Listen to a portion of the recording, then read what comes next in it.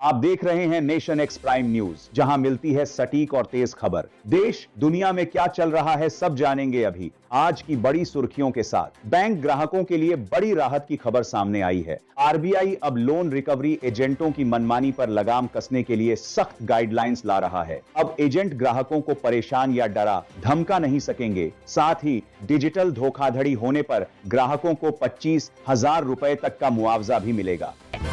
खबर 1, भारत और मलेशिया के बीच प्रधानमंत्री नरेंद्र मोदी और अनवर इब्राहिम की मौजूदगी में 6 महत्वपूर्ण समझौतों पर मुहर लग गई है। यह डील सेमीकंडक्टर, डिजिटल पेमेंट और आर्टिफिशियल इंटेलिजेंस जैसे प्रमुख क्षेत्रों में सहयोग को बढ़ावा देगी। पीएम मोदी ने स्पष्ट किया कि आतंकवाद पर कोई समझौता नहीं होगा और तमिल भाषा दोनों देशों के रिश्तों को मजबूती प्रदान करती है।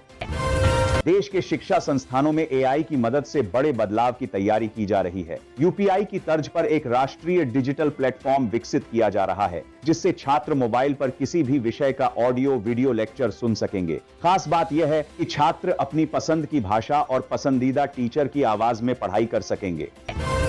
एयरपोर्ट अथॉरिटी ऑफ इंडिया ने देश की पहली सरकारी कैब सेवा भारत टैक्सी के साथ समझौता किया है। इसके तहत अब यात्रियों को हवाई अड्डों पर सुरक्षित यात्रा और तय दरों पर किफायती किराए की सुविधा मिलेगी। इस पहल का उद्देश्य निजी एयरपोर्ट ऑपरेटरों की मनमानी पर रोक लगाना और यात्रियों को राहत देना है। भारतीय वायुसेना की ताकत में जल्द ही बड़ा इजाफा होने वाला है, क्योंकि 114 राफेल लड़ाकू विमानों की मेगा डील को मंजूरी मिलने वाली है। इस सौदे के तहत 18 विमान पूरी तरह तैयार स्थिति में फ्रांस से आएंगे, जबकि शेष 96 विमानों का निर्माण मेक इन इंडिया के तहत भारत में ही किया जाएगा। वीडियो में आगे बढ़ने से पहले आप लोग ये वीडियो कहां से देख रहे हैं कमेंट में बताइए और वीडियो को एक लाइक कर दीजिए। आरएसएस प्रमुख मोहन भागवत ने स्पष्ट किया है कि कोई भी हिंदू संघ प्रमुख बन सकता है और इसके लिए ब्राह्मण होना या किसी विशेष जाति का होना अनिवार्य नहीं है। उन्होंने मुंबई में आयोजित शताब्दी कार्यक्रम में कहा कि संघ किसी के खिलाफ नहीं है और भारत में रहने वाले सभी लोग हिंदू हैं। भारत ने अंतरिक्ष में अपनी जासूसी क्षमता को बढ़ाते हुए इन ऑर्बिट निगरानी प्रणाली को मजबूत किया है। इससे पाकिस्तान और चीन की हरकतों पर पैनी नजर रखी जा सकेगी। अंतरिक्ष स्थिति जागरूकता की दिशा में इसे भारत का एक बड़ा ऑर्बिट ऐतिहासिक कदम माना जा रहा है।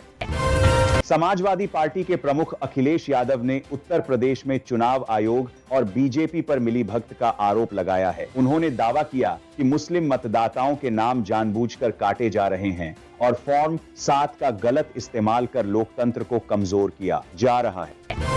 केंद्रीय कर्मचारियों और पेंशन भोगियों के लिए 8वें वेतन आयोग की आधिकारिक वेबसाइट लॉन्च कर दी गई है। इसके साथ ही वेतन वृद्धि के लिए सुझाव देने का दौर भी शुरू हो गया है, जिससे लाखों कर्मचारियों में उम्मीद जगी है। 5 पार पर बढ़ोतरी की संभावना है। केंद्रीय कृषि मंत्री शिवराज सिंह चौहान ने भारत यूएस ट्रेड डील के फायदे गिनाते हुए कहा कि अमेरिका ने कई भारतीय कृषि उत्पादों पर टैरिफ शून्य कर दिया है। उन्होंने स्पष्ट किया कि भारत ने अमेरिकी उत्पादों को ऐसी कोई बड़ी छूट नहीं दी है जिससे भारतीय किसानों के हितों की रक्षा सुनिश्चित हो सके। अमेरिका ने दावा किया है कि चीन ने गलवान तनाव के 7 दिन बाद गुप्त रूप से परमाणु परीक्षण किया था। रिपोर्ट के अनुसार चीन ने परीक्षण के लिए ऐसे तरीके अपनाए जिससे अंतरराष्ट्रीय भूकंप निगरानी प्रणालियां इसे पकड़ न सकें, जिससे वैश्विक स्तर पर हलचल मच गई है।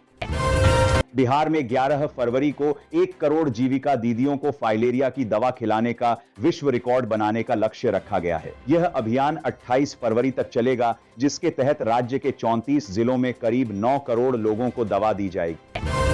मध्य प्रदेश में राशन वितरण प्रणाली को हाईटेक बनाते हुए अब चेहरे की पहचान, फेस ऑथेंटिकेशन अनिवार्य की जा रही है। अब उपभोक्ताओं को राशन दुकान पर आने की सूचना एसएमएस से मिलेगी और फिंगरप्रिंट की जगह आधार कार्ड के साथ चेहरा दिखाकर राशन मिल सकेगा।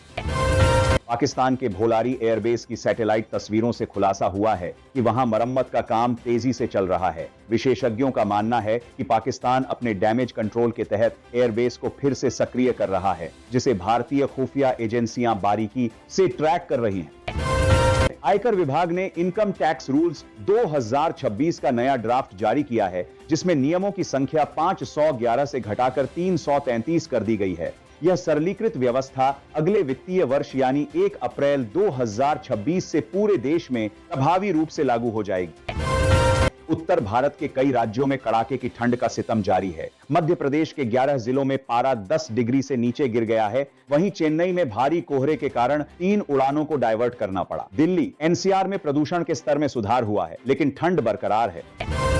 राजस्थान हाई कोर्ट ने SC/ST एक्ट पर महत्वपूर्ण फैसला सुनाते हुए कहा है कि किसी को नीच कहना अपने आप में जाति आधारित गाली या भेदभाव नहीं माना जा सकता। कोर्ट ने स्पष्ट किया कि जब तक शब्द का प्रयोग जातिगत अपमान के इरादे से न हो, तब तक इसे अपराध की श्रेणी में नहीं रखा जाएगा। इन्हीं खबरों के साथ नेशन एक्स न्यूज से हमें दीजिए इजाजत। जुड़े रहिए हमारे साथ। नमस्कार।